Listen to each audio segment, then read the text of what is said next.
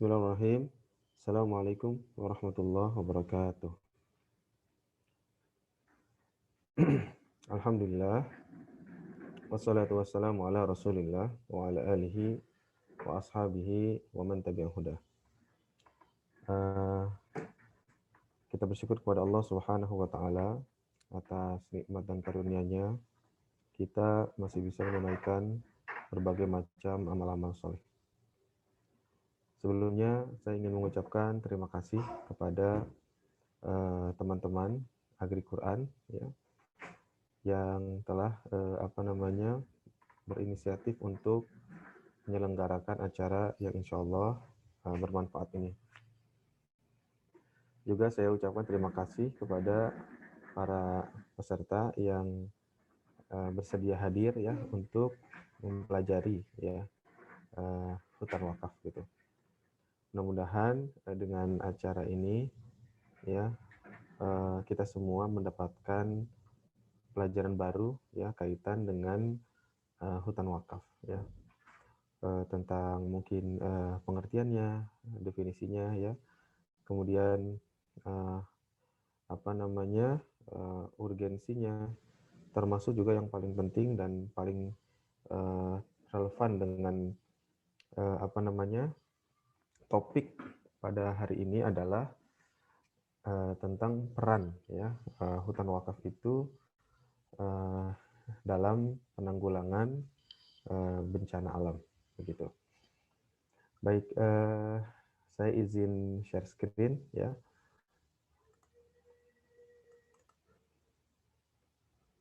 Baik, ini judulnya saya sedikit modifikasi ya.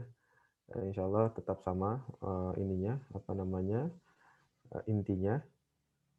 tetapi saya buat lebih lebih sesuai ya dengan isi yang akan saya sampaikan gitu. Jadi kita akan bicara tentang hutan wakaf kaitan juga dengan bencana dan agenda kita atau maksudnya agenda hutan wakaf ke depan seperti apa gitu ya. Tadi saya sudah dikenalkan ya, saya merupakan dosen IPB, kemudian juga pendiri dari Hutan Wakaf Bogor ya.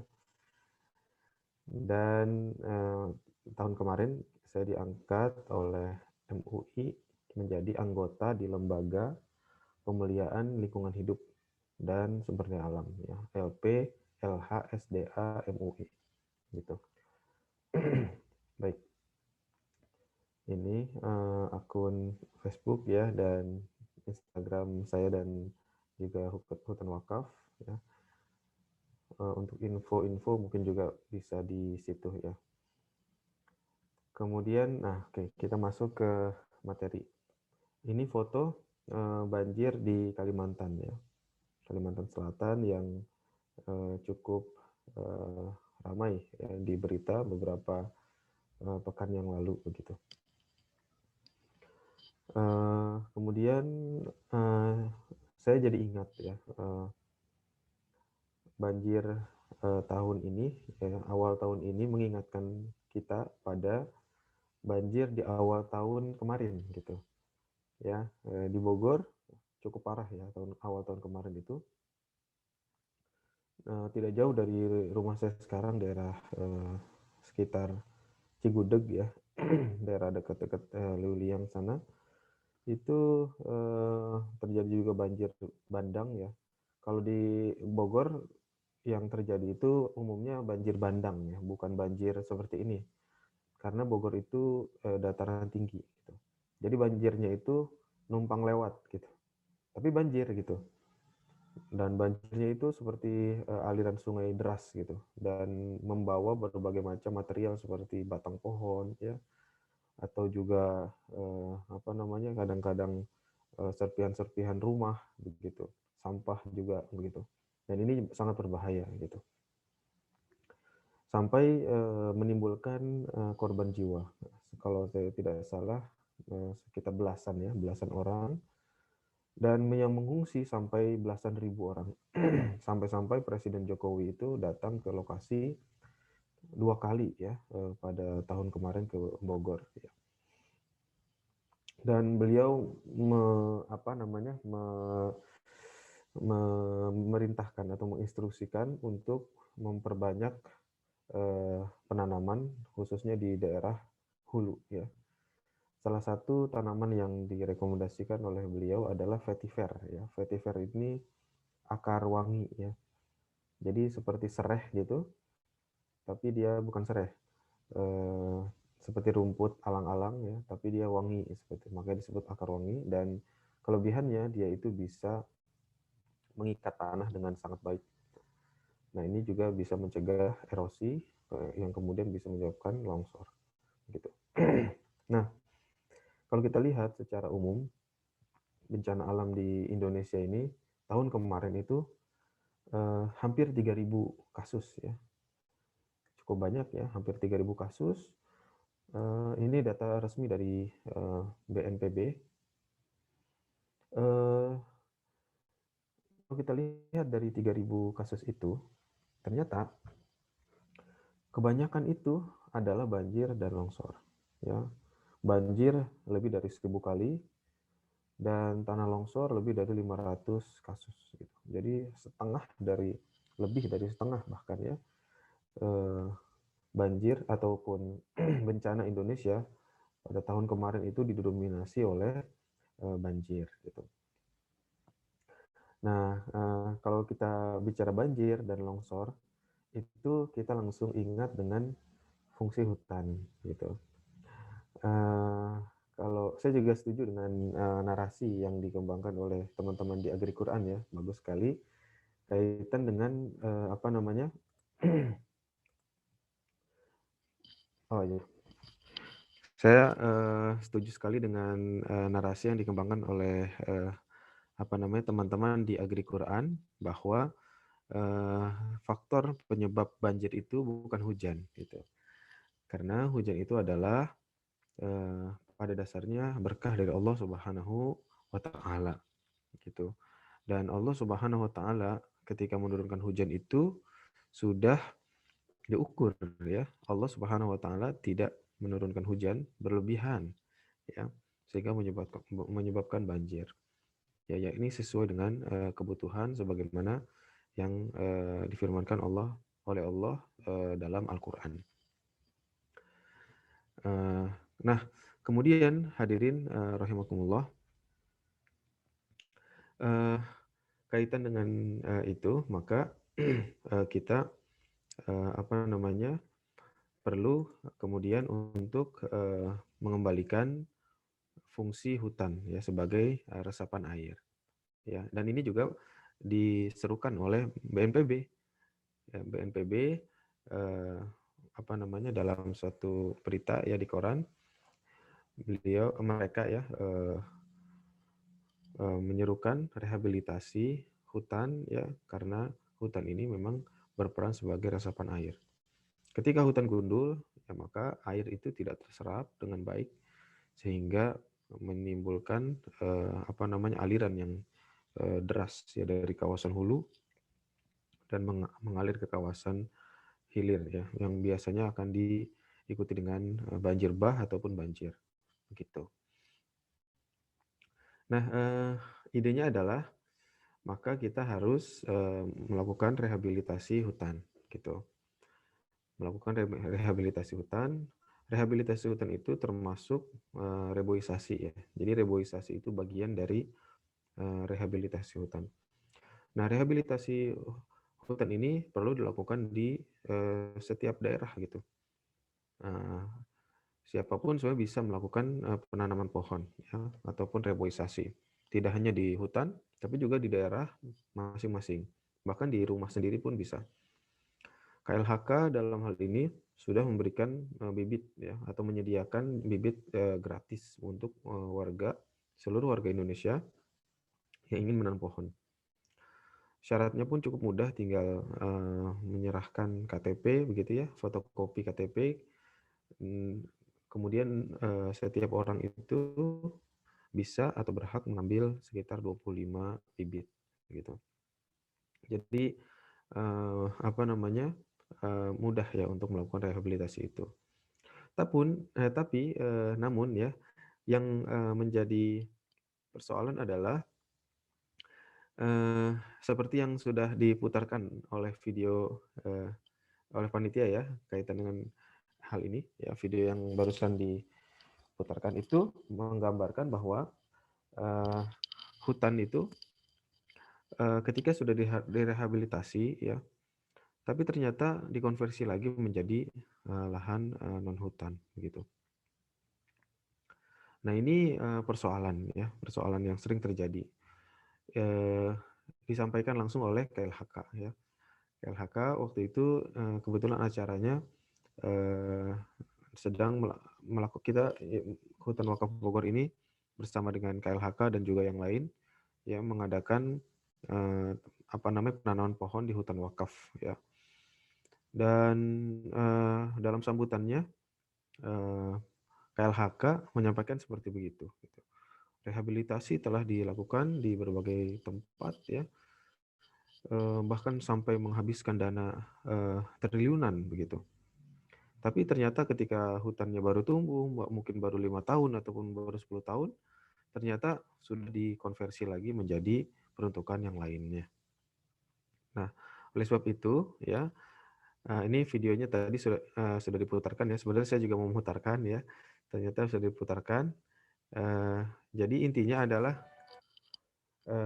menanam itu penting ya, tapi, menyediakan, tempat tanam itu menurut kami jauh lebih penting ya, seperti itu. Ini kegiatan penanaman kita lakukan di, hutan wakaf ya. Nah, ketika tanaman yang sudah tanam ini ya, tumbuh dan besar insya Allah ya, kalau di hutan wakaf mah tidak akan mungkin untuk dikonversi, gitu. Ya, ini kelebihan hutan wakaf ya, dibandingkan dengan hutan yang lain, ya. Kalau hutan yang lain itu bisa ya dikonversi, eee, walaupun ada sih yang nggak bisa ya, tapi banyak juga yang bisa gitu kan, hutan juga banyak, jenis-jenisnya begitu. Bahkan, dalam aturan kita atau regulasi kita hutan itu bisa dikonversi menjadi apa namanya, pertambangan ya, dipinjam namanya ya, dipinjam untuk pertambangan, begitu ya. Eee, jadi, apa namanya, menanam, di hutan wakaf itu menjadi sangat, eee, apa namanya, krusial ya, menjadi sangat, bagus ya, dan memiliki kelebihan karena tanahnya itu sudah berstatus wakaf. Nah, gitu. Nah, oleh sebab itu, apa namanya, hutan wakaf itu ya dapat menjamin kelestarian hutan, gitu. Nah, hutan wakaf itu apa sih sebenarnya? Mungkin buat yang, belum tahu atau baru sekali ya mengikuti kegiatan ini ya, hutan wakaf itu adalah, hutan yang dikembangkan di atas tanah wakaf ya, sebenarnya sesederhana itu ya. Kalau kita, atau kebanyakan masyarakat itu mengenal wakaf itu sebagai 3M ya. Apa itu 3M? M yang pertama adalah masjid atau mushola, M yang kedua adalah madrasah ya atau sekolah, dan M yang ketiga adalah makam ataupun kuburan, seperti itu. Jadi kalau ingat wakaf, ingatnya 3M itu ya, padahal wakaf itu, sangat luas ya, apa namanya, pengembangannya ya. Bisa dalam bentuk, rumah sakit misalnya, bisa dalam bentuk, apa namanya, sekarang lagi yang, digalakkan oleh pemerintah wakaf uang ya, GNWU ya, Gerakan Nasional Wakaf Uang, seperti itu. Baru beberapa hari lalu ya, atau mungkin sepekan yang lalu ya, diluncurkan oleh, Presiden Jokowi dan juga Ibu, Menteri Keuangan Bu Sri Mulyani, begitu. Jadi, pengembangan wakaf itu sangat luas sekali. Nah, salah satu yang bisa dikembangkan itu adalah, eee, dalam bentuk hutan, gitu. Jadi, tanahnya itu wakaf, kemudian di atas tanah itu dikembangkan hutan, ya. Kalau biasanya di atas tanah wakaf itu dibangun masjid ya, dibangun, rumah sakit, atau dibangun, makam ataupun, apa namanya tadi, madrasah begitu. Ini di hutan wakaf ya, tanah wakaf itu di atasnya dikembangkan sebuah ekosistem hutan gitu. Dan ini tertulis dalam Akta Ikrar Wakaf ya. Ini seperti yang ada di foto, ada nomor AIW namanya. Akta Ikrar Wakaf ya. Di Akta Ikrar Wakaf itu tertulis bahwa tanah wakaf ini ya, tanah wakaf yang diinjak oleh Bapak ini adalah tanah wakaf yang diperuntukkan untuk hutan gitu. Bapak ini adalah orang luar biasa ya. Beliau adalah Direktur Pemberdayaan Zakat Wakaf Kementerian Agama Republik Indonesia. Ya, beliau sudah 2 kali datang ke hutan wakaf ya, support Kementerian Agama dan juga Basnas ya sangat luar biasa terhadap pengembangan hutan wakaf ini. Bahkan beliau juga memberikan bantuan material dan juga moral gitu. Dan hal ini menunjukkan bahwa hutan wakaf ini merupakan program yang tidak menyalahi regulasi yang berlaku ya gitu. Kalau misalkan hutan wakaf ini menyalahi regulasi yang berlaku di negara kita gitu ataupun di agama kita, tentu tidak mungkin ya pihak-pihak dari pemerintah yang berkaitan dengan urusan wakaf ya kemudian mendukung program ini ya seperti itu. Bahkan dalam webinar kami sebelumnya hutan wakaf ini sebenarnya sudah sesuai dengan dinyatakan oleh Badan Wakaf Indonesia. Waktu itu narasumbernya adalah Bapak Henry Tanjung. Beliau sekarang menjadi komisioner ya di Badan Wakaf Indonesia. Beliau menyatakan bahwa program hutan wakaf ini sesuai dengan regulasi yang berlaku. Apa regulasinya? Yaitu Undang-Undang Wakaf tahun 41 tahun 2004 begitu. Jadi dikatakan bahwa hutan wakaf ini sesuai dengan regulasi karena walaupun memang tidak disebutkan secara spesifik dalam regulasi itu, tetapi termasuk dalam keumuman dalam pengembangan wakaf, yaitu wakaf yang diperuntukkan atau dikembangkan sesuai dengan maksud dari maksud dari regulasi yaitu untuk kesejahteraan umum. Jadi wakaf ini, tanah wakaf ya atau aset wakaf ya selama dikembangkan untuk kesejahteraan umum maka dibolehkan oleh pemerintah ya dibolehkan oleh hukum ataupun regulasi dan peraturan yang berlaku di negara Indonesia tercinta ini. Seperti itu. Nah, dalam regulasi juga ya dalam Undang-Undang Wakaf nomor 41 tahun 2004 tentang wakaf ya, pengelola wakaf ini harus wajib ya, kudu ya mengelola wakaf itu sesuai dengan peruntukannya. Jadi ketika seorang wakif itu adalah seorang donatur ya. Ketika seorang wakif atau donatur wakaf ini mewakafkan, biasanya dia akan menentukan ya, akan menentukan untuk apa wakafnya ini gitu. Misalnya nih tadi Radit ya, Mas Radit wakaf ya, datang ke KUA ya. Jadi wakaf ini tempatnya di KUA ya. Jadi KUA itu bukan cuman tempat nikah ya ataupun tempat nikah lagi ya atau tempat cerai gitu. Tapi juga KUA ini adalah tempat mewakafkan ya. Di situ nanti ada sistem administrasinya ya sampai nanti outputnya adalah akta ikrar wakaf gitu. Dan dilakukan langsung oleh kepala KUA setempat ya. Nah, ketika Mas Radit wakaf misalnya Mas Radit punya tanah 1000 meter gitu. Kemudian datang ke KUA bersama dengan pengelola wakaf yang ditunjuk oleh Mas Radit sendiri. Misalnya saya nih, Mas Radit datang sama saya menyampaikan niatnya kepada kepala KUA ya. Pak Kepala KUA, saya punya tanah 1.000 meter ya. Saya ingin peruntukan tanah ini sebagai hutan gitu misalnya. Dan saya menunjuk nazirnya adalah Bapak Ustadz Khalifah misalnya. Ya udah nanti Pak Kepala KUA akan membuatkan akta ikrar wakaf dan di dalamnya itu tertulis ya, tertulis bahwa peruntukan dari tanah yang diwakafkan oleh Mas Radit ini adalah untuk hutan gitu.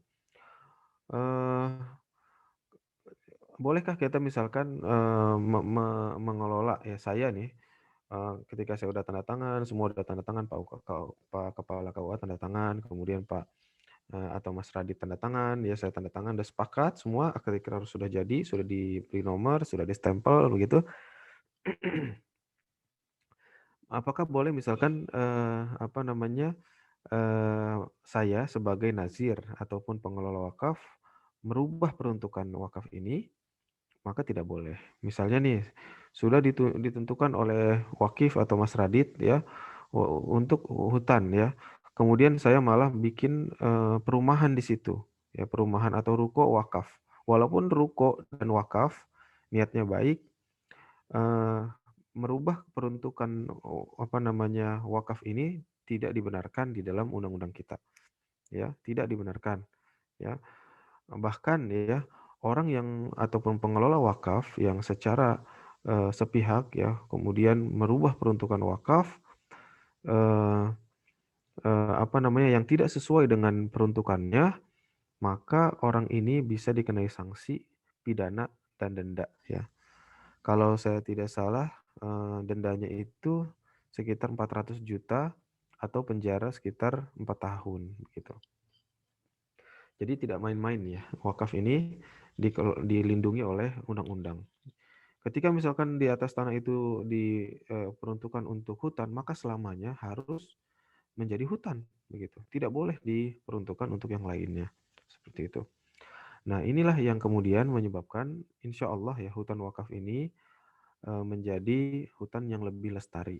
Ya, pertama dia dilindungi oleh undang-undang seperti yang saya jelaskan tadi.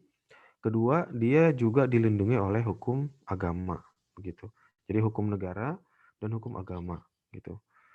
Dia dapat sanksi di dunia dan apalagi nanti juga akan mendapatkan sanksi yang berat di akhirat, gitu.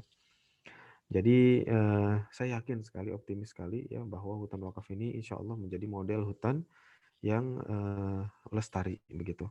Yang tidak mungkin, sebenarnya mungkin ya untuk dikonversi, tetapi kemungkinannya itu sangat kecil sekali gitu. Oke, ini kegiatan ya di hutan wakaf. Ini juga kita melakukan penanaman di sana bersama warga ya, bersama Basnas juga. Kemudian ya, jadi kalau ditanya mungkin nggak hutan wakaf itu dikonversi, mungkin ya, mungkin tapi sangat kecil dan persyaratan itu sangat ketat gitu, melibatkan BWI, Kementerian Agama gitu ya, kemudian juga melibatkan wakif ataupun donaturnya itu sendiri. Kalaupun misalkan dikonversi menjadi tempat bukan wakaf atau lahan yang bukan wakaf, itu bukan berarti wakafnya hilang, tetapi dia harus diganti di tempat yang lain dengan nilai yang serupa ataupun yang setara, begitu. Jadi tetap ada, gitu. Jadi luar biasa wakaf ini. Saya jadi ingat kasus ini kaitan dengan Hagia Sophia ya, yang sempat ramai beberapa bulan yang lalu. Jadi Presiden Turki itu merubah ya, atau bukan merubah ya, mengembalikan sebetulnya, mengembalikan Hagia Sophia dari museum menjadi masjid ya. Alasannya adalah merubah ya, dulu kan dirubah oleh rezim Kemal ya, Kemal Atatürk yang sekuler gitu. Sebenarnya tadinya masjid, kemudian dirubah oleh Mustafa Kemal Atatürk ini menjadi menjadi museum begitu.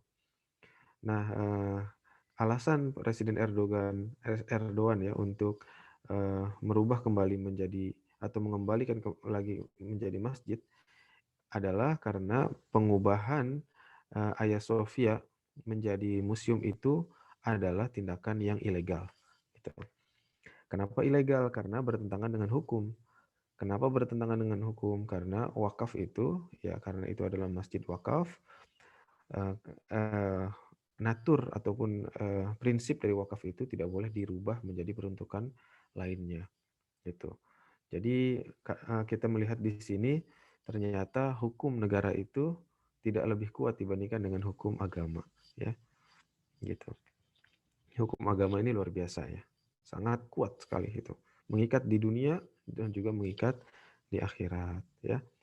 Oke, kemudian kita masuk ke apa namanya peran ya, peran hutan wakaf dalam mencegah bencana, dan ini menjadi inti dari apa namanya bahasan kita. Setelah kita mengerti tentang hutan wakaf dan juga mengerti tentang apa namanya kelebihan ataupun urgensi dari hutan wakaf, kalau dikaitkan dengan bencana itu bagaimana ya?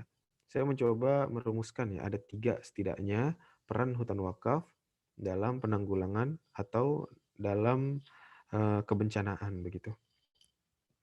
Yang pertama peran dalam ekologi, kedua peran dalam ekonomi, dan ketiga peran dalam aspek sosial kemanusiaan seperti itu. Ini yang ada di foto adalah Direktur Pemberdayaan, Direktur Pendistribusian dan Pendayagunaan Zakat ya, Dr.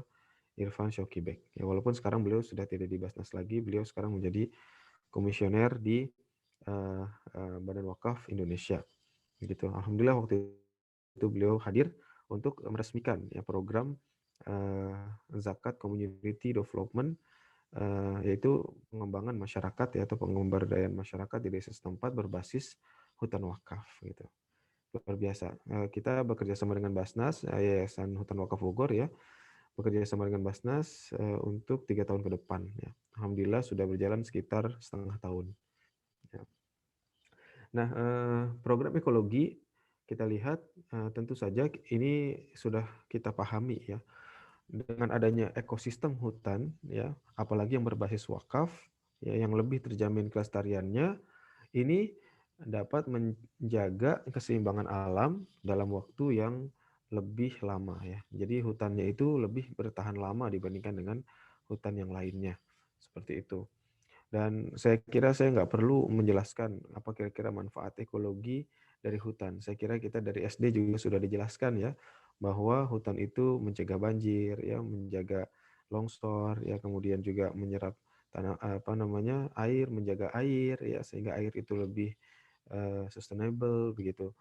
Kemudian kalau mungkin yang sekarang juga apa namanya ramai tentang climate crisis ya. Ini juga berperan penting dalam apa namanya menyerap karbon seperti itu sehingga mencegah ataupun mengurangi pemanasan global dan seterusnya. Saya kira ini sangat umum ya, pengetahuan umum. Yang penting diketahui adalah hutan wakaf ini secara alami ya, itu dia bisa bermanfaat secara ekologis ya, ya salah satunya adalah mencegah banjir dan longsor, yang dua bencana ini merupakan bencana mayoritas ya yang terjadi di Indonesia. Kemudian, nah ini yang menarik dari program hutan wakaf itu adalah program ekonomi. Jadi selain ekologi ya, ada juga program ekonomi. Jadi hutan wakaf ini bukan hanya bicara tentang pohon ataupun satwa begitu ya, atau flora ataupun fauna, tapi juga bicara tentang manusianya gitu. Jadi kita tidak hanya melestarikan monyet ya ataupun burung begitu, tapi juga kita melestarikan, tanda kutip ya, melestarikan manusia begitu. Kenapa manusia juga harus tanda kutip dilestarikan ya, dijaga kesejahteraannya? Karena kalau dia tidak diperhatikan, maka dia akan menjadi pengganggu hutan gitu. Ketika kita misalkan menjaga burung, tapi kita tidak memperhatikan manusia, mereka tetap miskin misalnya, makan susah ya. Burung kita perhatikan sehingga bisa makan dengan mudah di dalam hutan, punya ekosistem, punya apa namanya pakan yang melimpah gitu. Tetapi ketika manusianya kelaparan, maka mereka akan menangkap burung, begitu. Akan untuk dijual ya sehingga mendapatkan income dan untuk makan juga, begitu. Kalau kita menjaga pohon misalnya, menjaga pohon ya kita udah tanam misalnya tanam pohon apa ya ya pohon kayu misalnya mahoni begitu, kemudian kita biarkan ya pohonnya lestari bagus ya tumbuh subur, tetapi kita tidak mengurusi orangnya, yang memperhatikan orang-orang atau masyarakat di situ, maka mereka akan masuk ke hutan menebang pohon.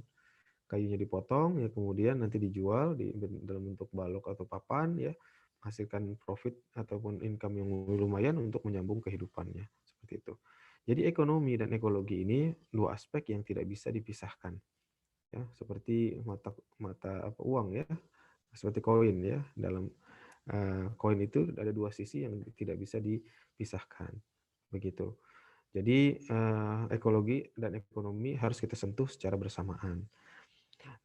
Nah, waktu saya awal-awal mengelola hutan wakaf itu, saya berpikir ya, berdiskusi dengan banyak pihak, termasuk dengan Basnas waktu itu, apa kira-kira program yang bisa kita kembangkan, ya, program ekonomi khususnya yang bisa kita develop ya di hutan wakaf.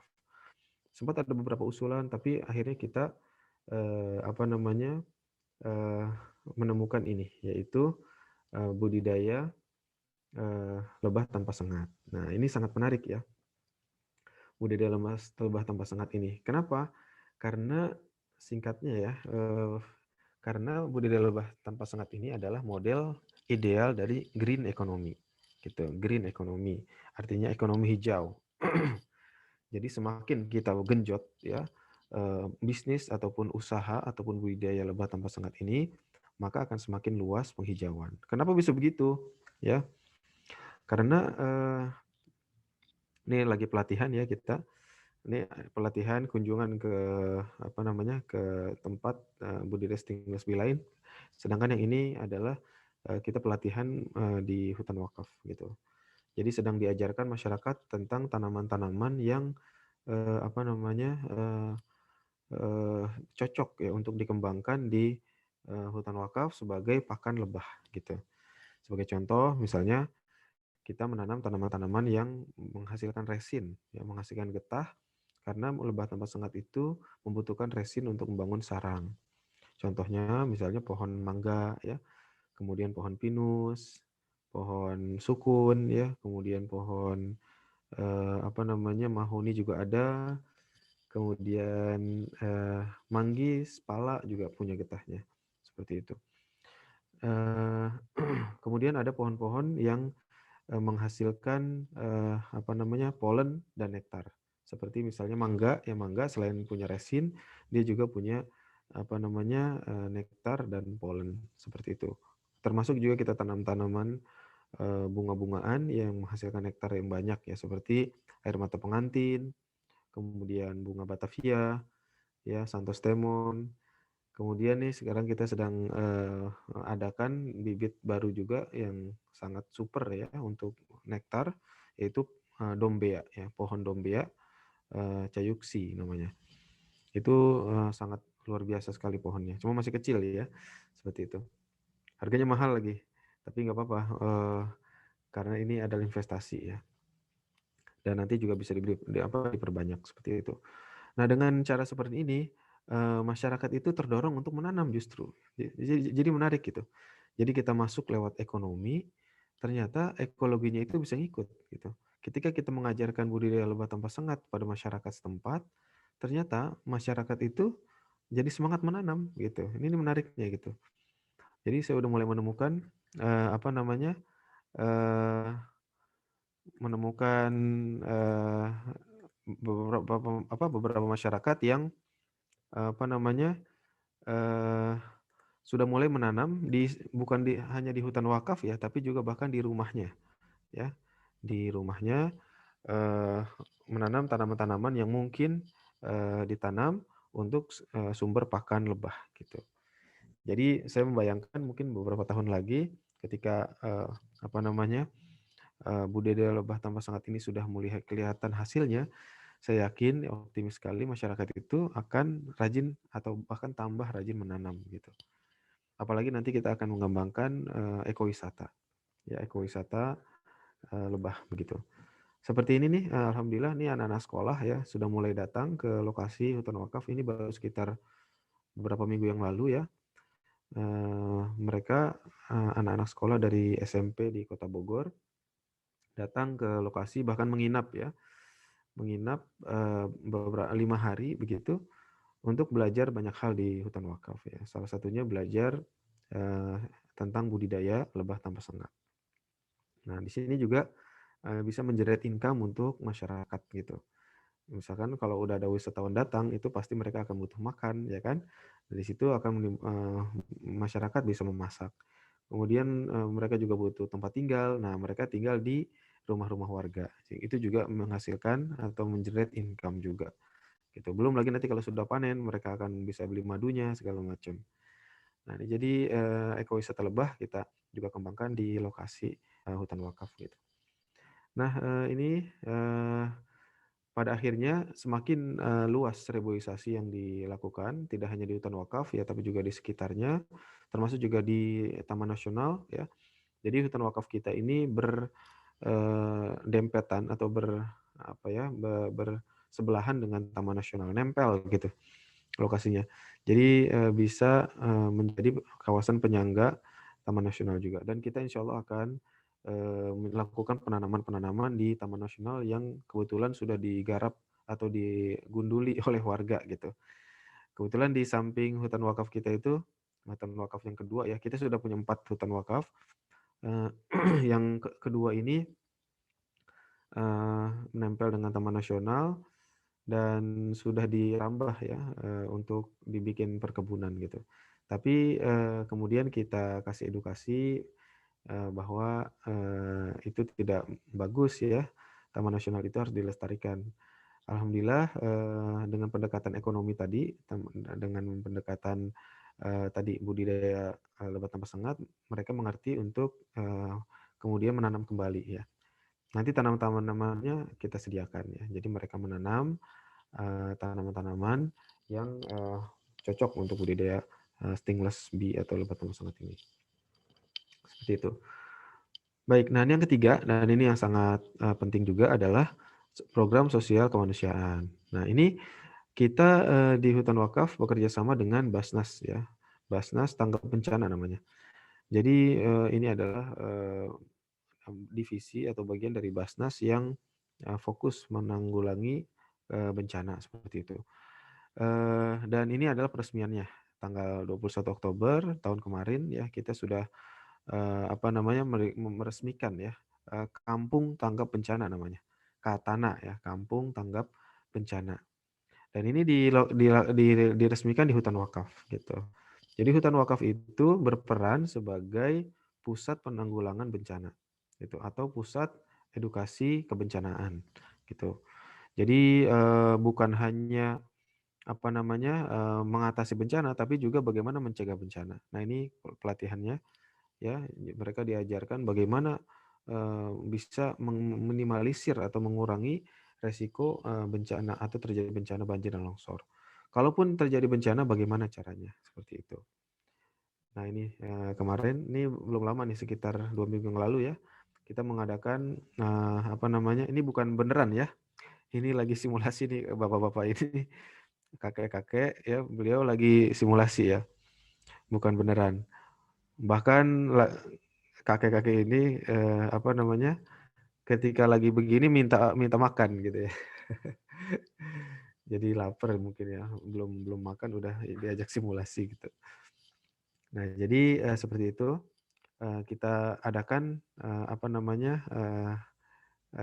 pelatihan tanggap bencana di lokasi sehingga ketika terjadi longsor ini akan bisa membuat masyarakat tuh siap ya, siap dan siaga. Seperti itu. Dan di lokasi hutan wakaf itu pernah terjadi longsor ya, bencana longsor yang luar biasa tahun 2015 ya. Rumah tertimbun, ya banyak rumah tertimbun sampai terbawa ke sungai begitu. Untungnya tidak ada korban jiwa karena sudah diprediksi akan terjadi longsor sehingga evakuasi sudah dilakukan sebelum terjadinya bencana, gitu, alhamdulillah. Tetapi, mereka waktu itu ada sekitar 43 rumah ya yang terdampak ya, beberapa, tertimbun, rusak parah dan mereka ini, sudah direlokasi secara permanen oleh pemerintah, ya. Jadi, pemerintah membuatkan rumah baru, ya. Jadi lokasi longsor itu tidak direkomendasikan lagi untuk dijadikan pemukiman ya, karena tanahnya yang, labil begitu. Ini agenda ke depan. Nah, sebelum agenda ke depan, tadi saya lupa ingin memutarkan video dulu, boleh? Ini masih ada waktu? Silakan Ustadz, masih ada waktu. Ya, tadi saya lupa ya, ini ada chapter terakhir tentang agenda ke depan, tetapi mungkin supaya ke gambar, saya ingin memutarkan video dulu kaitan dengan pemberdayaan masyarakat berbasis budidaya lebah gitu. Sebentar.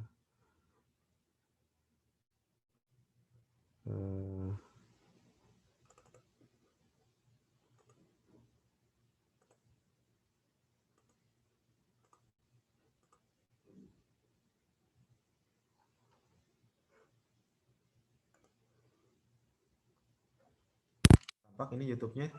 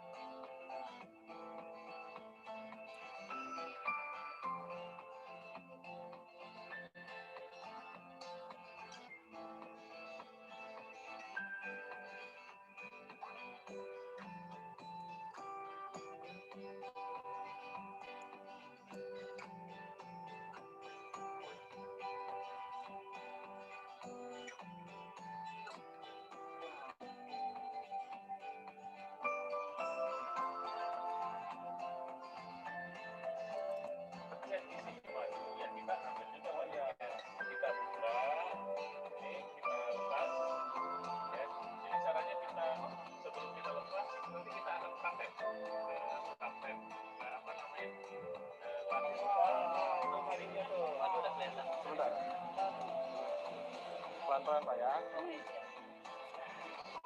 Masya Allah nih madunya nih. Madu.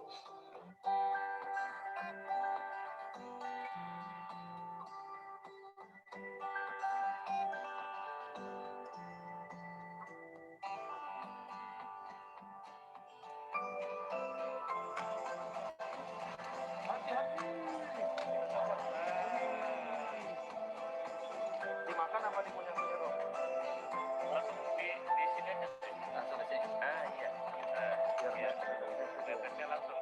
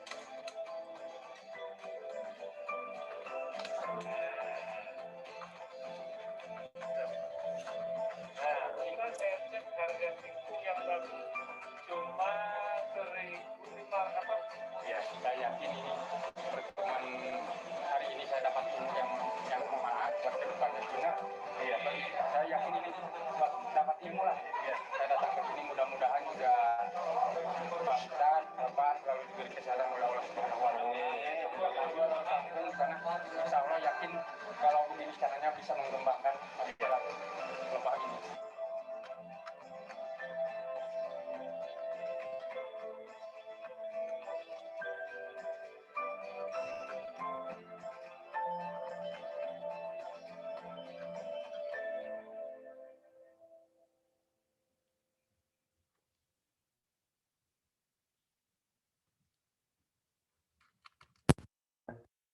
Itu tadi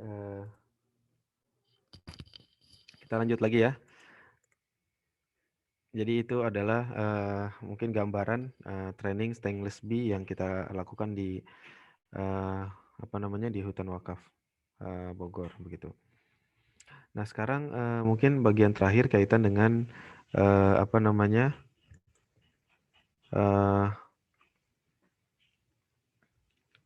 bentar.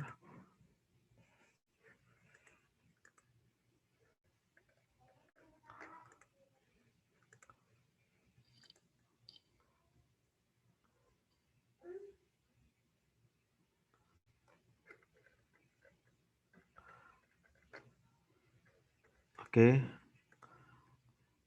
Sekarang kita masuk ke bagian terakhir agenda ke depan. Ini saya kira sangat penting juga untuk kita perhatikan. Jadi kalau ditanya apakah hutan wakaf itu sudah berperan yang signifikan untuk pencegahan banjir, saya kira belum ya. Kenapa? Karena hutan wakaf ini masih kecil sekali gitu. Hutan wakaf yang kita kelola di hutan wakaf Bogor luasnya belum sampai 1 hektar ya. Walaupun kita melakukan penanaman di tempat yang lain ya. Kalau dari segi hutannya sendiri sih memang segitu, tapi memang kita melakukan penanaman di luar kawasan hutan wakaf juga gitu. Tetapi itu pun belum, saya kira ya, belum begitu signifikan. Karena luasannya masih sangat kecil dibandingkan dengan luas wilayah kita begitu. Dalam regulasi diatur luas hutan ataupun ruang terbuka hijau itu setidaknya sepertiga dari lokasi dari kota ataupun kabupaten gitu. Misalkan di Jakarta ya, maka luas RTH-nya itu atau hutan kotanya itu setidaknya sepertiga dari luas Jakarta begitu. Kalau saya tidak salah juga luas RTH di Jakarta itu belum sampai sepertiga ya, mungkin baru sekitar kurang dari 15%. Nah, oleh sebab itu agar hutan wakaf ini bisa menjadi lebih signifikan perannya dalam pencegahan bencana ya, termasuk juga pemberdayaan ekonomi ya, seperti yang sudah dijelaskan tadi ya, perlu yang dilakukan adalah sosialisasi ya.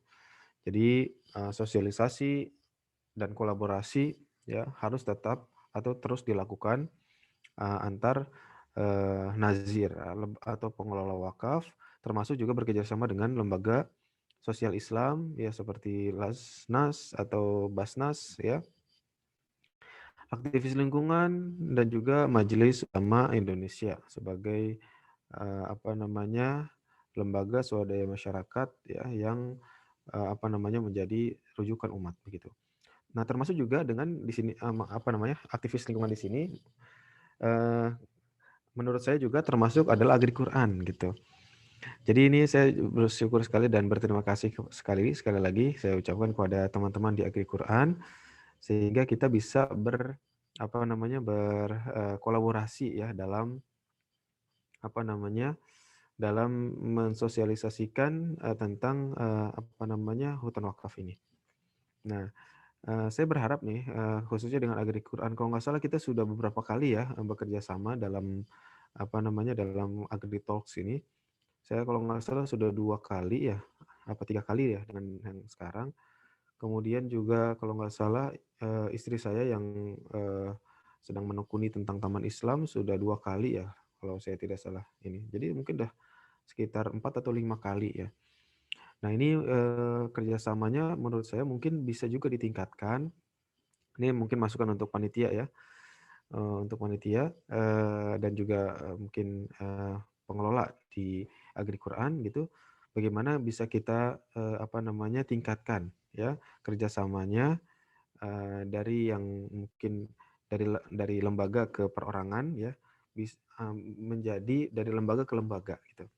Kalau ini kan lembaga ke perorangan ya, dari Agri Quran ke saya secara pribadi gitu.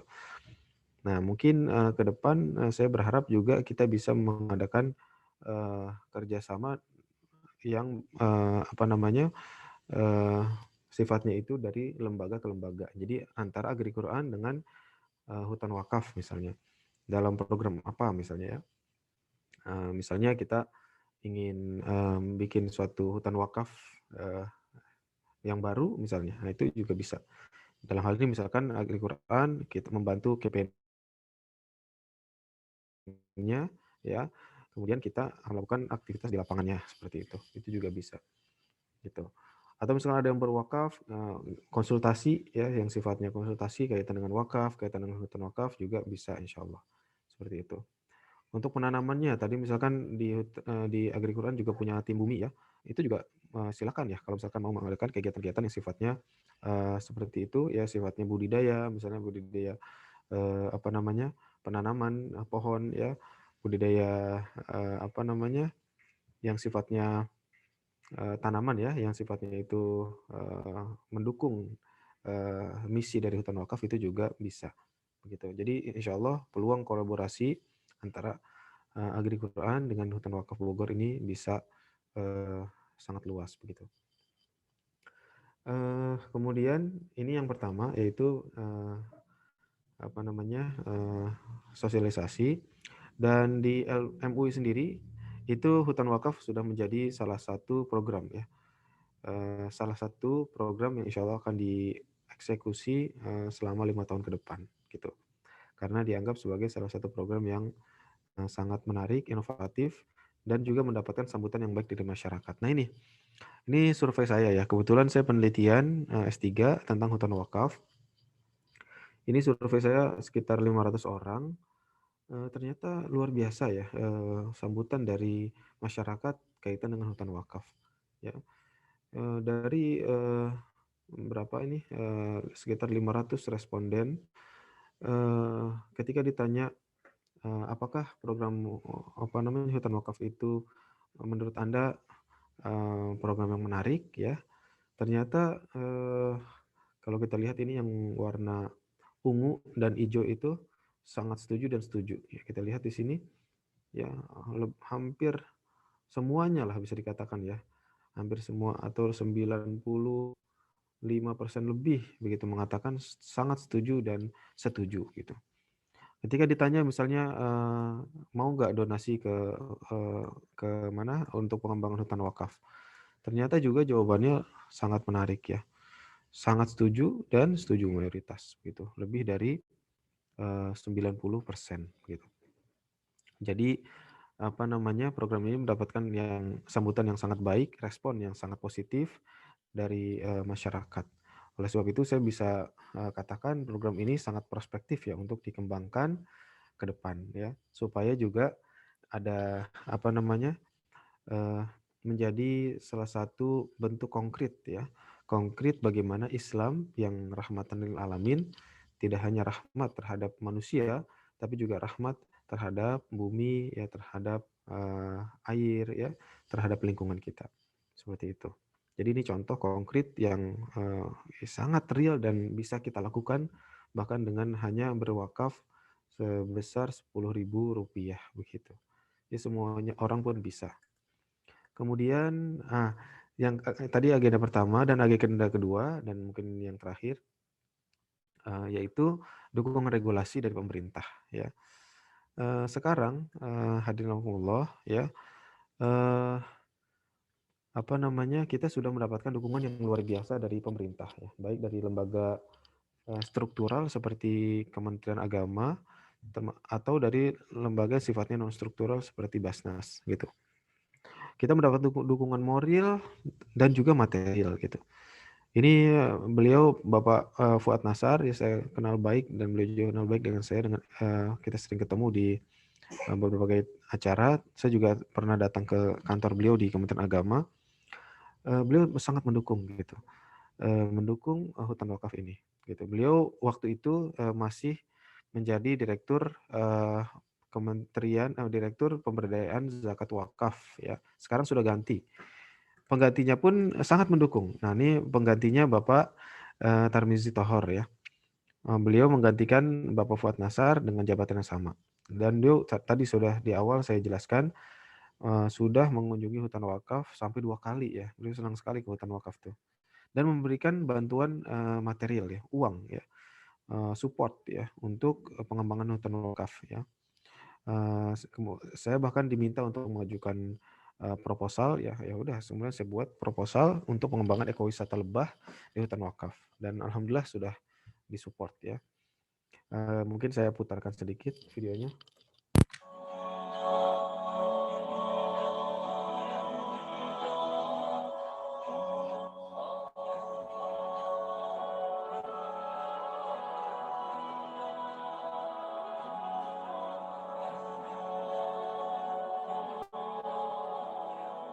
Dan spot ini belum kami beri karena kegigihan dan nampak keseriusan dari ketua, wakil ketua dan kawan, maka untuk mengolah hutan wakaf ini menjadi hutan yang produktif.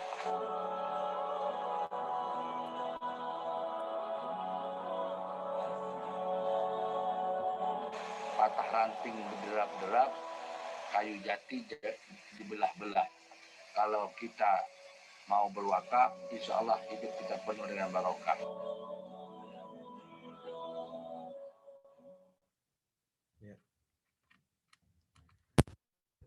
Dukungan dari luar biasa ya dari kementerian. Nah, oh ya tadi itu Kemenag, dan ini juga dengan Basnas ya. Ini lebih luar biasa lagi ya. Basnas ini tidak hanya memberikan dukungan moral, material, tapi juga pendampingan ya. Jadi luar biasa. Basnas ini all out sekali membantu kita. Jadi dalam kegiatan di lapangannya itu mereka juga terlibat gitu. Mereka menyediakan satu orang khusus untuk menjadi penggerak community development di desa setempat. Ya luar biasa. Dan bahkan program kerjasamanya ini berlangsung sampai 3 tahun ke depan gitu ya. Jadi betul-betul ingin dipastikan community development itu bisa establish ya, bisa berkembang dengan baik ya. Karena kalau setahun itu memang belum terlalu kelihatan ya. Kita langsung dalam waktu sampai 3 tahun insya Allah. Ini kick off-nya atau launching-nya waktu itu tanggal 21 November 2020. Seperti itu. Nah, tetapi yang kita butuhkan sebetulnya juga ya selain yang tadi adalah regulasi ya, dukungan regulasi. Ke depan kita berharap setelah dukungan pemerintah ini sudah luar biasa ya, mudah-mudahan bisa ditingkatkan ke arah regulasi ya. Jadi regulasinya itu kaitan dengan eksistensi hutan wakaf ya, pengakuan eksistensi hutan wakaf. Kita ingin hutan wakaf ini masuk ke dalam narasi regulasi kita, gitu. Ini sudah kita bahas juga dengan beberapa pejabat di pemerintah. Memang pemerintah belum dalam beberapa waktu yang lalu belum bisa membuat regulasi kaitan dengan hutan wakaf karena memang praktiknya masih sedikit di tengah-tengah masyarakat ya. Karena regulasi itu akan dibuat ketika ada kebutuhan di lapangan gitu. Nah, sekarang ketika hutan wakaf semakin berkembang di masyarakat ya, tidak hanya di Bogor ya, ada juga di Aceh, ada di Bandung, kemudian ada di Wonosobo ya, kemudian ada di Surabaya dan lain-lain ya.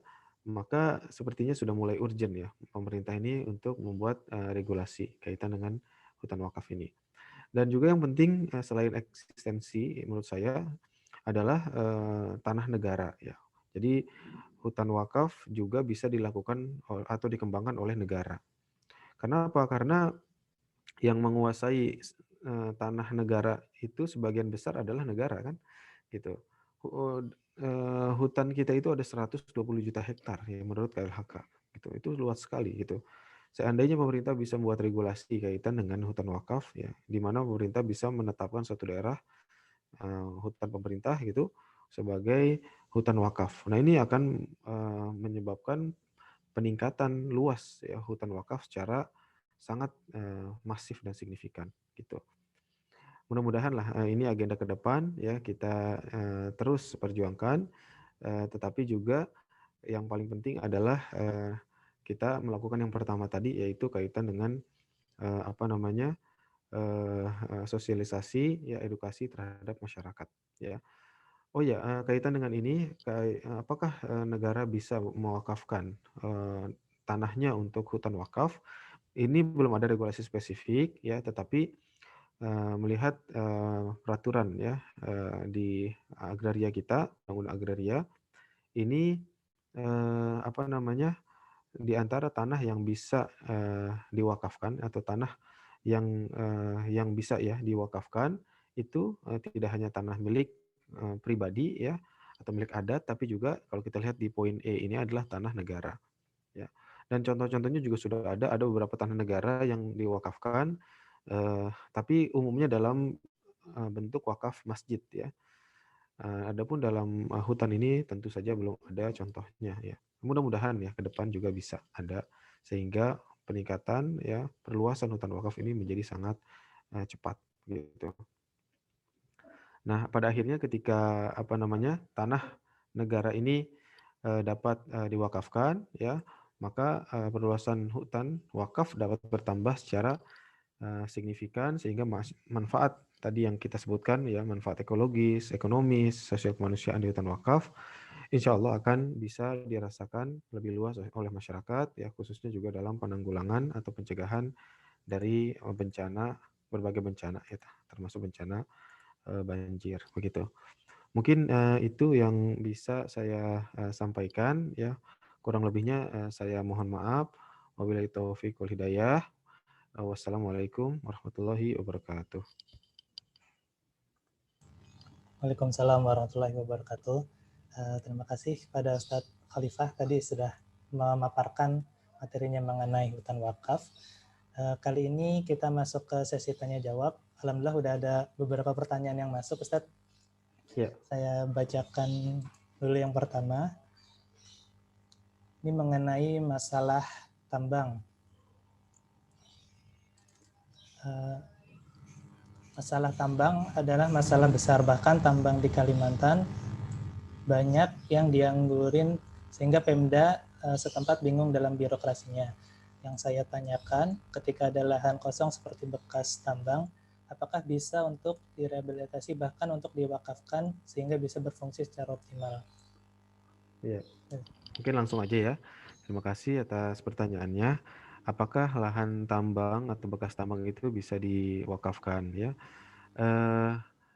Kita lihat dulu tanahnya tanah siapa ya. Kalau tanahnya tanah milik pribadi atau milik adat, maka itu bisa ya. Nah, seperti juga kita mewakafkan tanah kita untuk masjid seperti itu. Tentu bisa. Akan tapi kalau tanahnya adalah tanah negara, sepengetahuan saya bisa ya. Bisa seperti yang sudah saya jelaskan di akhir-akhir tadi ya, tanah negara itu bisa diwakafkan. Akan tapi belum ada contoh ya, untuk diwakafkan sebagai hutan ya. Yang ada juga biasanya diwakafkan sebagai masjid begitu. Mungkin itu jawabannya.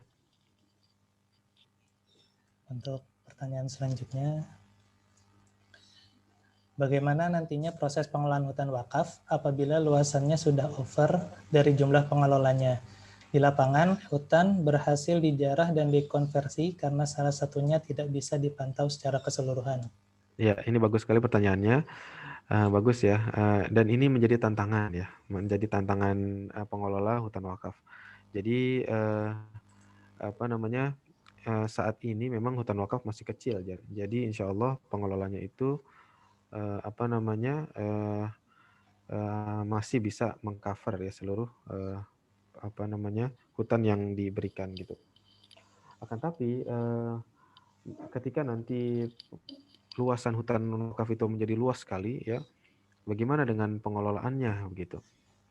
Nah pengelolaannya ini kalau menurut saya ya, ini belum pernah terjadi, tapi ini apa namanya ide atau gagasan kita salah satunya adalah dengan cara bekerja sama dengan masyarakat ya, yaitu bekerja sama dengan masyarakat setempat untuk mengolah gitu. Saya yakin, yang penting ada, ada penggeraknya di lapangan ya, seperti juga di hutan wakaf kita, ada penggeraknya. Dan sekarang kita mencoba juga untuk mengelola kawasan taman nasional ya.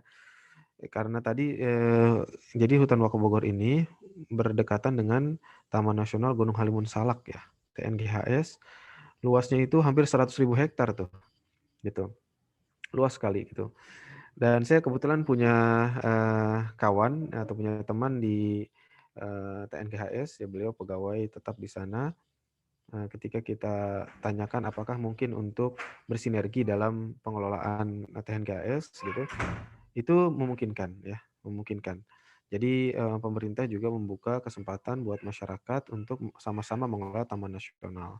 Walaupun tidak seluruh taman nasional ya, taman nasional itu ada zona-zonanya gitu, ada zona yang bisa dimanfaatkan.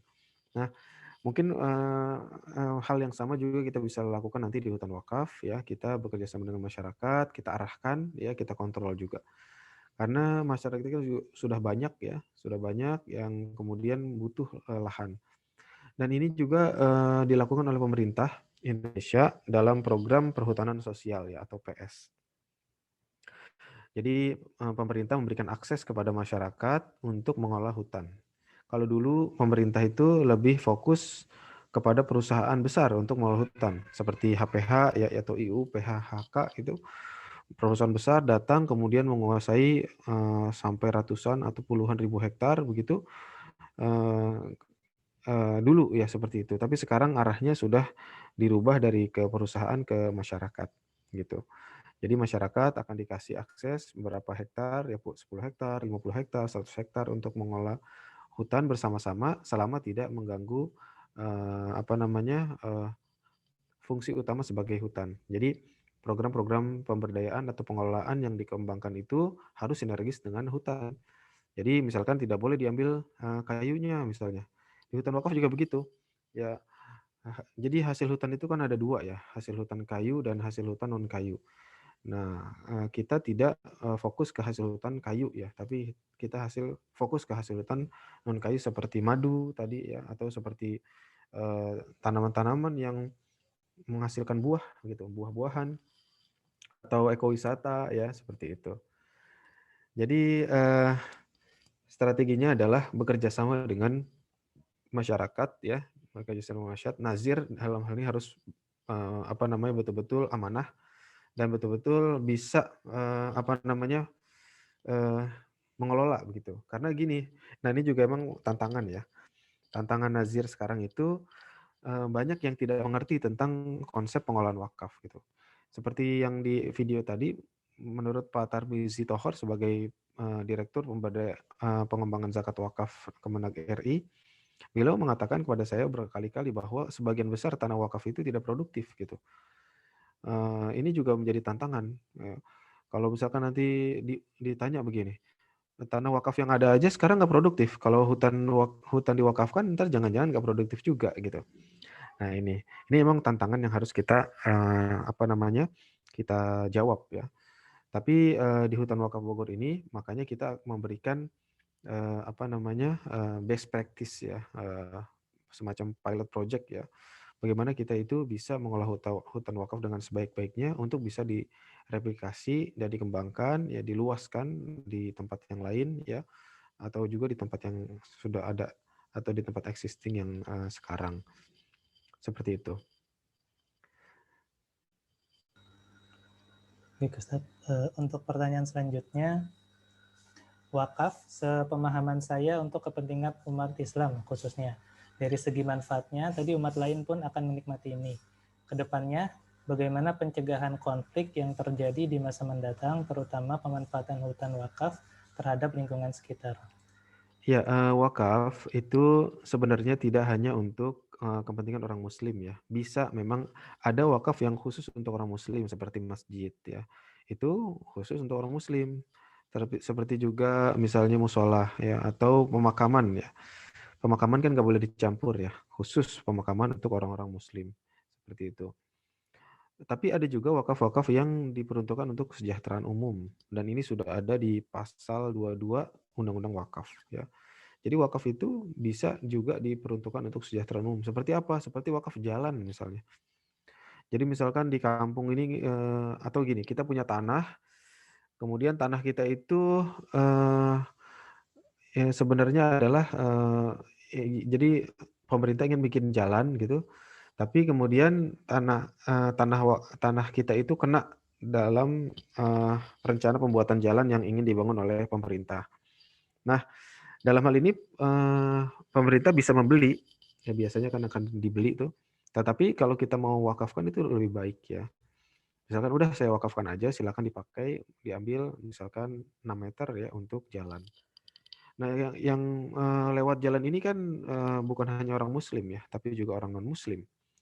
Nah, itu boleh. Jadi tidak ada masalah ya, wakaf itu bukan hanya untuk muslim, tapi juga non-muslim. Bahkan ya, bukan hanya untuk manusia, tapi juga untuk hewan ya. Seperti hutan wakaf ini ya, kita tidak bicara tentang manusia saja ya, tapi juga tentang flora dan fauna gitu. Jadi hewan juga kita pikirin, apalagi manusia begitu. Pertanyaan selanjutnya, Ustaz.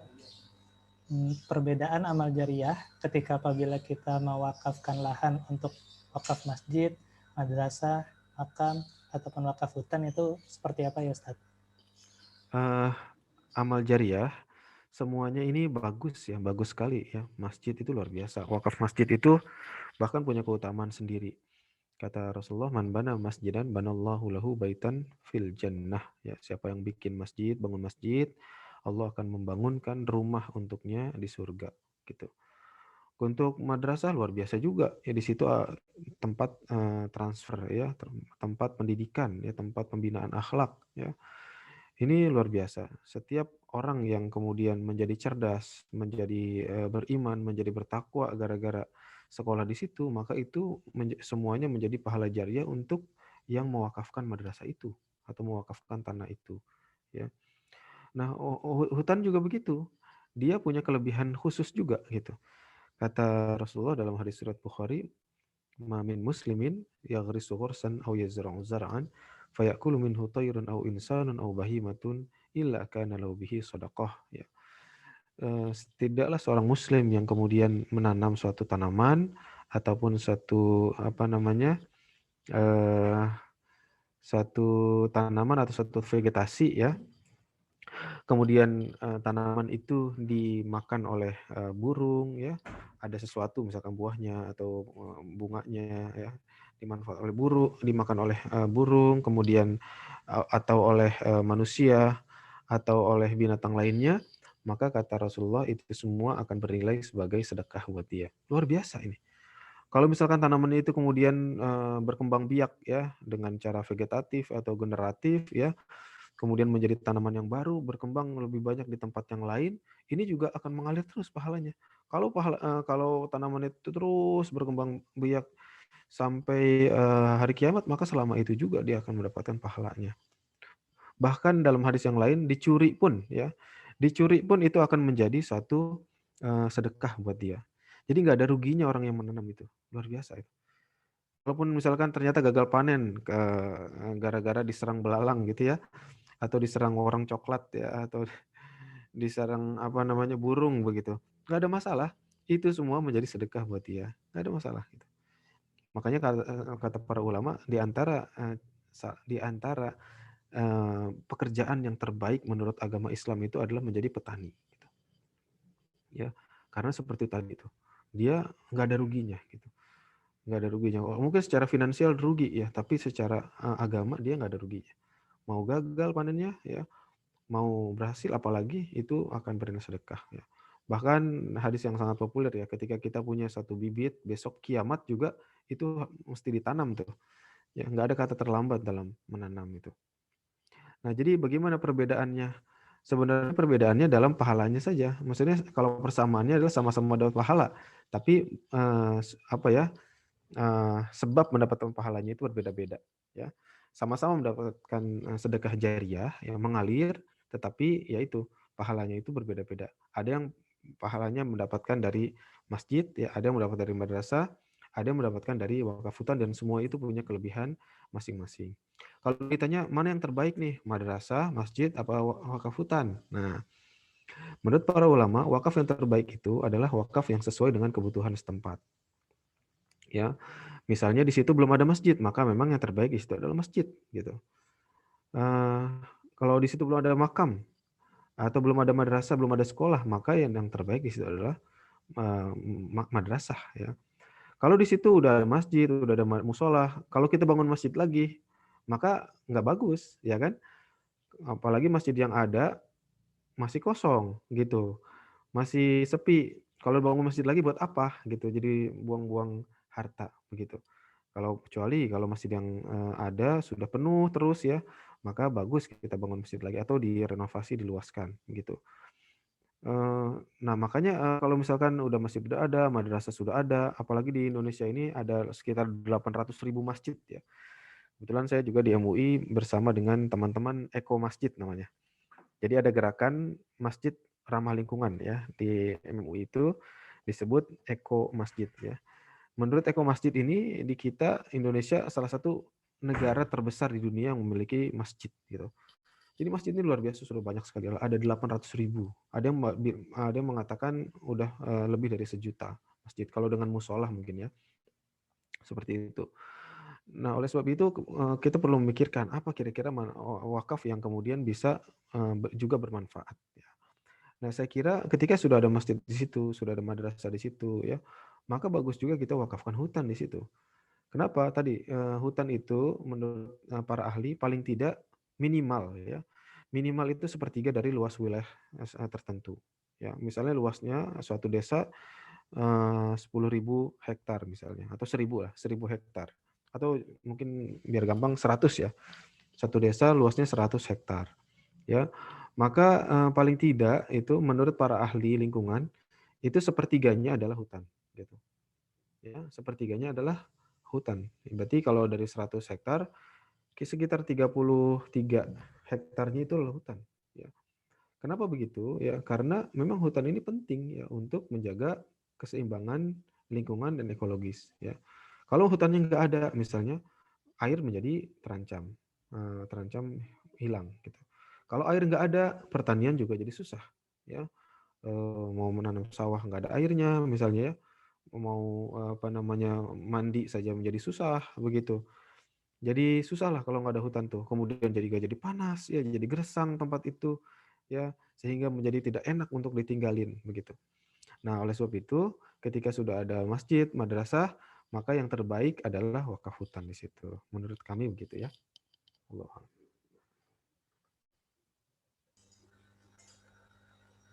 Baik Ustadz, untuk pertanyaan selanjutnya, apakah bisa berkunjung kapan saja ke desa Cibunian, Ustadz? Insya Allah bisa, ya, bisa. Karena kita punya tim di lapangan, ya. Bahkan penggerak yang tadi saya sebutkan, yaitu orang Basnas yang ditempatkan di situ adalah orang lokal, ya. Orang lokal yang cerdas, yang gesit, ya, yang bisa juga berkomunikasi dengan baik dengan masyarakat, itu juga orang lokal, ya. Jadi silakan aja bila ada yang ingin berkunjung, nanti saya akan kasih kontak orang setempat, ya, untuk bisa diarahkan nanti di lokasi insyaallah, gitu. Kalaupun nanti pas saya juga ada, alhamdulillah, ya. Saya biasanya ke sana weekend, ya. Hari Sabtu atau Ahad saya ke sana untuk mengontrol kegiatan di lapangan. Sekarang kita sedang membangun saung, ya. Semacam saung edukasi yang ketiga, ya. Yang kedua, di situ ntar kita akan fungsikan saung itu sebagai tempat edukasi, dan termasuk tempat menginap, ya. Jadi kalau mau menginap juga bisa tuh, mau nginap atau mau camping juga bisa, ya. Tinggal bawa tenda gitu. Nanti insya Allah kita akan siapkan tempat campingnya, ya.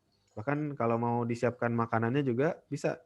Ya tinggal nanti bilang, nanti biar disiapkan makanannya, nanti yang siapkan tuh warga, gitu. Nah, di sini juga merupakan program program ini menjadi satu program yang sifatnya tuh ekonomi tadi. Ketika ada wisatawan datang, maka ekonomi masyarakat itu menjadi bergerak ya, seperti itu. Sering yang cukup banyak ya orang-orang yang sudah datang ya, baik institusi ataupun pribadi-pribadi ya, banyak yang datang ke daerah setempat dan kesannya itu selalu senang gitu. Karena daerahnya itu sejuk, ya, dingin, ada sungai, ada kali, air deras begitu. Kemudian juga ada hutan ya, berbatasan dengan Taman Nasional gitu. Sangat cocok lah untuk orang-orang yang pengen mencari suasana liburan sambil belajar tentang hutan wakaf gitu. Ya.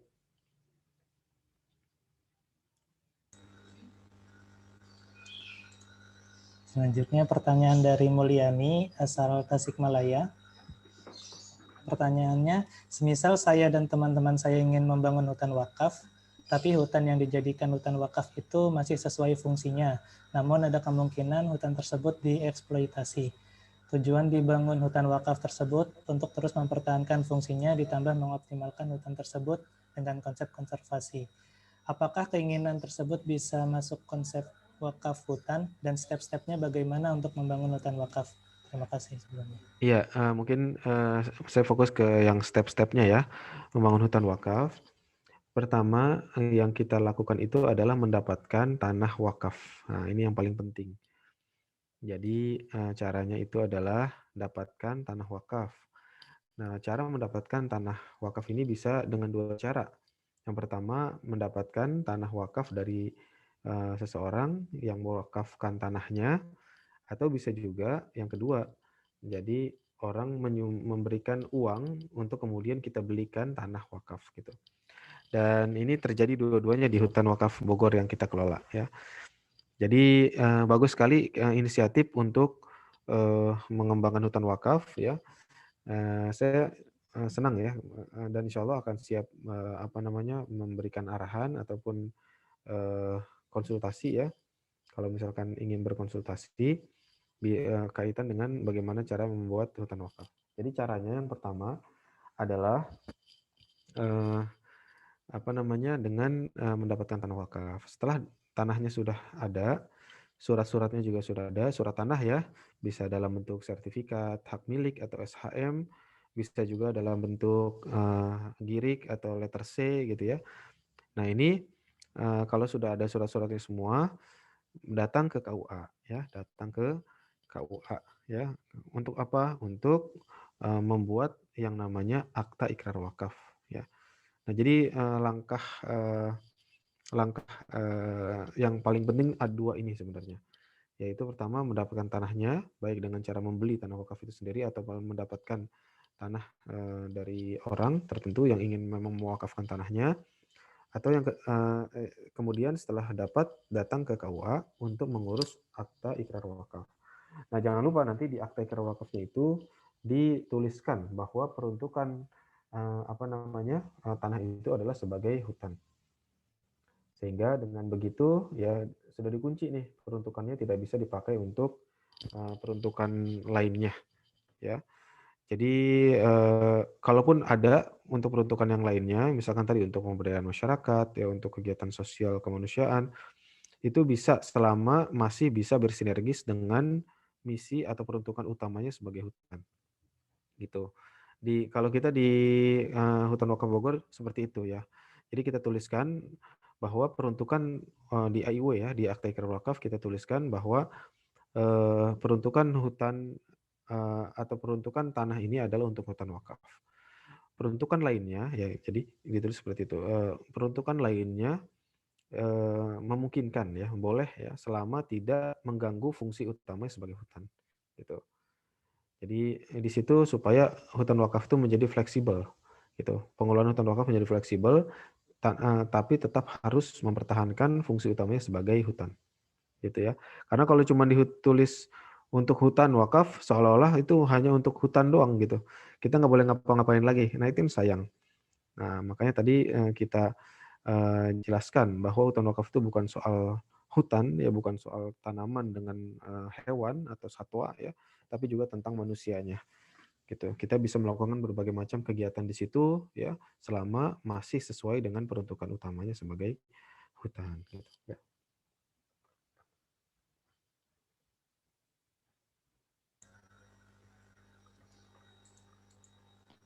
Untuk selanjutnya Ustadz, kalau mau training stainless bisa kemana ya? Apa ada materinya atau internet search yang valid? Eh, Sebetulnya banyak ya di YouTube ya, kaitan dengan apa namanya eh, edukasi tentang stainless steel ini. Banyak, coba dicari langsung ketemu nanti gitu. Kemudian kalau untuk lihat ke lapangan di hutan wakaf juga ada ya, kita sudah ada lebah, ada jenis jadi stainless steel ini ada banyak jenisnya ya, ada sekitar 45 jenis di Indonesia. Di dunia ada sekitar 450 jenis atau sekitar 500 jenis. Di Indonesia ada 45 yang teridentifikasi, dan yang unggul itu adalah jenis Itama dan Biroi. Dan dua jenis ini ada di hutan wakaf ya. Kita kita kembangkan gitu. Nah, ini juga bisa kalau misalkan mau belajar langsung ke lapangan ke hutan wakaf, insya Allah akan kita kita akan ajarilah insya Allah ya, seperti itu. Ya Ustadz, mungkin ini pertanyaan terakhir Ustadz. Assalamualaikum Ustadz, pencarian wakif bisa lewat apa ya? Kemudian lahat, bibit pohon, dan budidaya lebahnya juga. Dan yang terakhir juga menyinggung untuk sumber dana untuk para pengelola hutan wakaf ini berasal dari mana Ustadz? Ya, pencarian wakif itu dengan kita mensosialisasi ya, mensosialisasikan ide-ide kita. Biasanya itu dari lingkungan kita yang terdekat dulu ya, dari teman ya, dari keluarga seperti itu. Tapi kemudian nanti akan berkembang ke temannya teman ya, keluarganya keluarga gitu. Terus gitu. Nah, oleh sebab itu ini memang menjadi satu tantangan juga ya. Harus kita upayakan ya dengan berbagai cara. Kalau yang kami lakukan di Hutan Wakaf Bogor ini caranya adalah satu dengan melakukan sosialisasi, seperti ini juga sebenarnya sosialisasi ya. Kemudian dengan juga melakukan kampanye lewat media. Dan kita fokusnya ke media online ya. Seperti juga Agri-Quran nih, bagus sekali ya sosialisasinya. Bagaimana Agri-Quran bisa mendapatkan peserta ataupun dukungan yang cukup banyak ya dari masyarakat gitu. Jadi kata kuncinya mungkin digital marketing ya, gitu. Jadi kita perlu melakukan digital marketing ini ya untuk mendapatkan wakif ya, mendapatkan kalaupun dia nggak bisa nyumbang, paling nggak dia bisa menyumbang doa ya, bisa mendukung ya atau membantu share info-info yang kita kita produksi begitu. Kalau untuk lahan, bibit pohon dan budidaya lebah, ini gimana ya maksudnya? Jadi ya kalau untuk lahan kita kebetulan gini, bagaimana cara mencarinya? Kebetulan kita tidak mencari ya awalnya. Kenapa? Karena waktu awal-awal kita mengembangkan hutan wakaf itu, kita mendapatkan tanah. Jadi orang itu menyumbang dalam bentuk tanah begitu. Jadi wakafnya itu bukan dalam bentuk uang ya, tapi tanah. Jadi kita tidak perlu mencari lagi. Jadi sudah ditentukan ya, tanah kan sudah pasti lokasinya di situ. Ya sudah, dari modal itu kita kembangkan sekarang dari 1 menjadi 4 ya. Jadi punya 4 lokasi. Seperti itu. Jadi kita antara mencari dan tidak mencari sebetulnya untuk lahan ini. Tidak mencari karena tadi disumbangkan dalam bentuk tanah, mencari juga karena kita ketika ingin membebaskan tanah itu, kita harus mencari tanah-tanah yang sesuai ya, tanah-tanah yang sesuai. Jangan sampai misalkan tanahnya itu masuk ke dalam kawasan tanah negara misalnya. Atau tanah yang sesuai dengan kriteria kita, misalkan tanahnya itu punya akses jalan sehingga bisa dikembangkan berbagai macam kegiatan yang sifatnya itu yang sifatnya itu bisa ke arah pemberdayaan ekonomi seperti itu. Nah, kalau bibit pohon, tentu kita bibit pohon ini kita bisa mendapatkan dengan beli ya. Ada yang beli, tapi ada juga yang kita mendapatkan dari sumbangan dari berbagai macam instansi. Di antaranya adalah KLHK atau Kementerian Lingkungan Hidup dan Kehutanan, ada juga dari beberapa perusahaan gitu. Nah, ini bisa kita ajukan proposal gitu. Tadi saya sudah sebutkan KLHK ini menyediakan banyak, mungkin juga jutaan bibit di seluruh Indonesia, banyak sekali.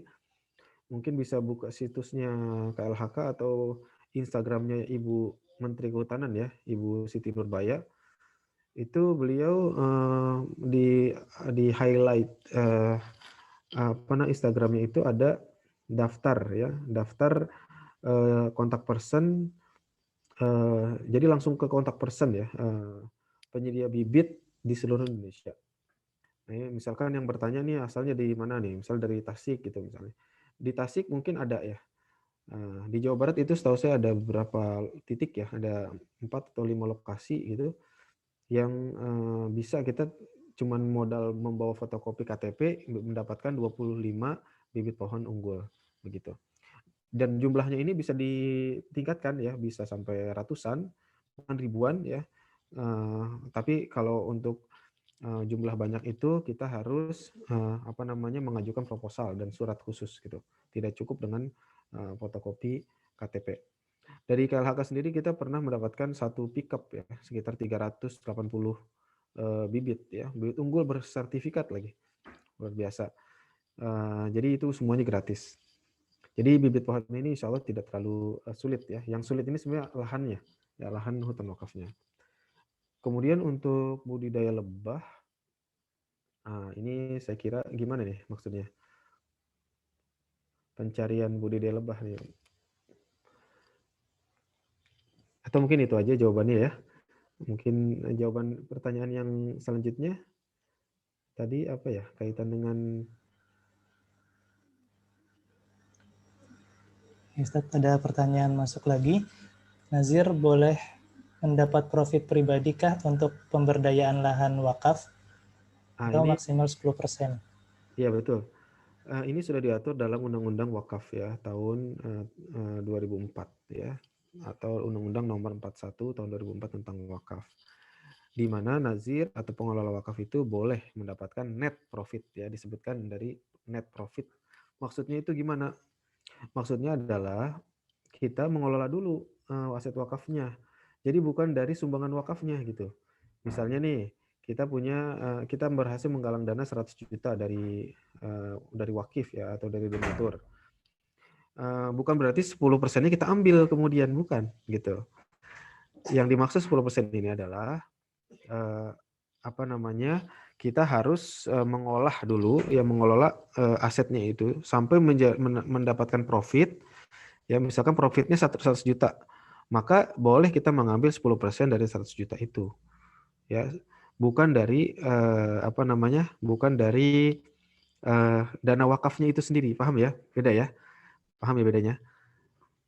Saya kasih contoh lagi, misalnya tadi dalam bentuk, kalau tadi wakafnya dalam bentuk uang ya, kalau ini dalam wakaf tanah gitu. Misalnya ada orang nyumbang tanah 100 hektar gitu.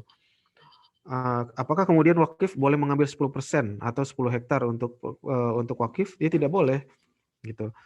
Yang dimaksud 10% itu lahan 100 hektar itu harus di tanda kutip ya, dibisniskan dulu gitu. Dikelola dulu secara profit ya, supaya menghasilkan income. Misalkan ternyata dikelola sebagai sawah ya. Kemudian hasil penjualannya itu untung ya, misalkan untung anggaplah misalkan 100 juta ya. Dari 100 juta itulah kemudian maksudnya untung berarti kan net profit ya, setelah dikurangi biaya pupuk ya, dikurangi biaya tenaga kerja, dikurangi biaya yang lain-lain, itu ada net profit 100 juta, dan disitulah kemudian baru nazir itu boleh mengambil profit 10%, yaitu 10 juta rupiah.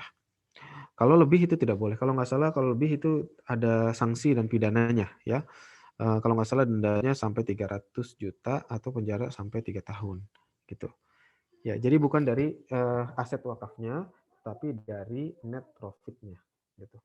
Dan ini sudah diatur dalam Undang-Undang Wakaf, dibolehkan gitu. Ya.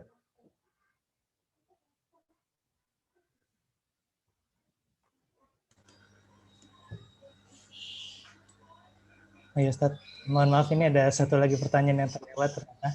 Ya. Pertanyaannya, berdasarkan yang dijelaskan tadi, sepemahaman saya hutan wakaf ini ada pengelola hutannya. Pertanyaannya, kalau semisal tujuan dari diadakannya hutan wakaf ini untuk mengatasi longsor atau banjir, apakah apakah kedepannya hutan wakaf dapat membeli lahan-lahan hutan yang kritis ataupun yang sudah digunakan hutan tanaman yang sudah buruk? Ya. Saya kira ini pertanyaannya mirip dengan yang pertama ya. Apakah boleh kita ya masyarakat atau yayasan hutan wakaf misalnya untuk membeli tanah tadi kalau tanahnya itu milik tanah milik pribadi atau milik warga atau milik adat itu boleh dibeli ya. Tapi kalau tanah negara itu tidak bisa dibeli ya. Dan makanya tadi tergantung tanahnya atau hutan kritisnya itu hutan milik siapa ya. Kalau hutan kritisnya itu milik warga setempat itu boleh ya dibeli untuk kemudian kita jadikan hutan wakaf yang bisa bermanfaat untuk penanggulangan bencana banjir. Ya kita rehabilitasi, ya kita rehabilitasi, ya kita adakan kegiatan di situ dan di sekitarnya sehingga bisa berperan untuk pencegahan banjir. Adapun kalau misalkan tanahnya itu terletak di kawasan tanah negara, maka tidak memungkinkan untuk dibeli. Ya, tidak memungkinkan untuk dibeli. Paling yang bisa dilakukan adalah melakukan rehabilitasi aja. Tapi status hutannya itu masih tetap hutan milik negara. Ya, seperti itu. Jadi tidak bisa tidak bisa diwakafkan gitu. Tidak bisa gimana ya? Ya, bukan berarti tidak bisa ya. Karena ada undang-undang yang mengatakan tanah negara bisa diwakafkan. Tapi maksud saya tidak bisa di sini adalah belum pernah ada kejadiannya gitu. Jadi belum ada pernah kejadiannya. Kalaupun ada kejadiannya, itu tetap tidak bisa dibeli oleh masyarakat. Yang ada adalah pemerintah sendiri yang mewakafkan gitu. Jadi pemerintah nih karena itu tanah milik pemerintah, maka yang wakaf itu harus pemerintah. Ya, tapi kalau tanah milik negara, maka yang wakaf harus yang kalau tanah milik masyarakat, maka yang wakaf itu harus masyarakat. Atau orang lain yang membeli tanah masyarakat itu yang untuk kemudian diwakafkan. Ya begitu.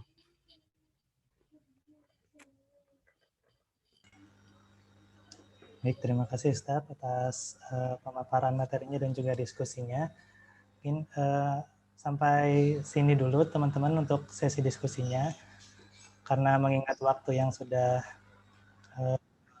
berunjak siang. Mungkin sebelum ditutup pemaparan materi dari Ustadz Khalifah, apakah ada closing statement Ustadz dari Ustadz terkait hutan wakaf ini? Iya. Saya ingin mengajak ya di akhir statement ini saya ingin mengajak kepada teman-teman yang hadir di sini untuk bersama-sama mengembangkan hutan wakaf ya.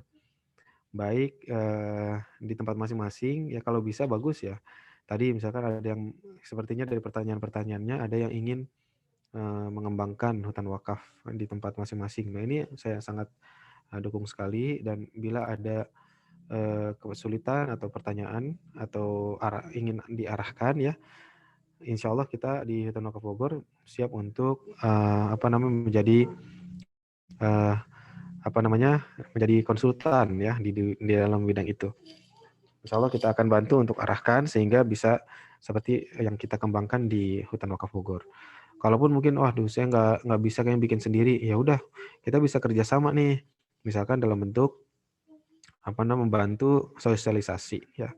Sosialisasi hutan wakaf kepada lingkungan sekitar, kepada masyarakat ya. Untuk info-info kaitan dengan hutan wakaf bisa di follow ya akun hutan wakaf WRG di Instagram. Dan untuk Agri Quran sekali lagi saya juga bisa berharap kerjasamanya bukan hanya di Agri Talks ini ya. Jadi kita harapkan bisa mengadakan juga berbagai macam kegiatan nih kaitan dengan pengembangan hutan wakaf ini.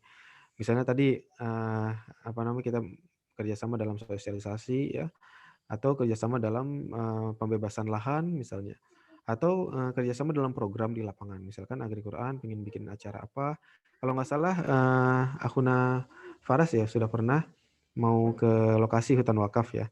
Itu kita sangat welcome ya, kita tunggu.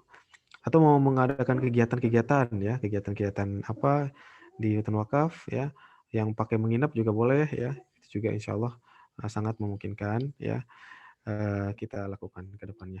Mudah-mudahan ya hutan wakaf ini semakin dikenal oleh masyarakat ya, semakin juga dikenal oleh pemerintah, sehingga hutan wakaf ini akan semakin besar ke depannya, menjadi solusi dari Islam yang rahmatan lil alamin kepada seluruh umat manusia, bahkan tidak hanya manusia ya, tetapi juga kepada hewan, binatang, dan lain sebagainya. Mungkin itu yang bisa saya sampaikan. Wabillahi taufik wal hidayah, kurang lebihnya saya mohon maaf. Assalamualaikum warahmatullahi wabarakatuh.